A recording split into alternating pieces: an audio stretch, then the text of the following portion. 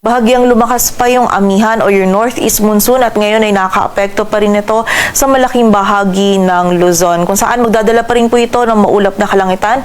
May mga mahihinang pagulan or pag-ambon pa rin na mararanasan ngayong gabi dito sa bahagi ng Cagayan, Isabela, Nueva Vizcaya, Quirino, maging dito din sa Aurora, Quezon, sa Apayao, Kalinga, Mountain Province at Ifugao. So expect po natin ngayong gabi, posible pa rin yung mga light rains na dala ng amihan dito sa mga areas na ito. And bukod dito, magiging mataas din yung posibilidad ng mga scattered na mga pag-ulan, pagkilat at pagulog dito naman sa Caraga at Davao Region. Dulot naman po ito ng easterlies. Kaya pag-iingat pa rin para sa ating mga kababayan dyan sa posibilidad ng mga pagbaha at pagguho ng lupa. And sa kasalukuyan po, hindi nakakaapekto yung shear line or hindi ito nagdadala ng mga pag-ulan sa anumang bahagi ng ating bansa.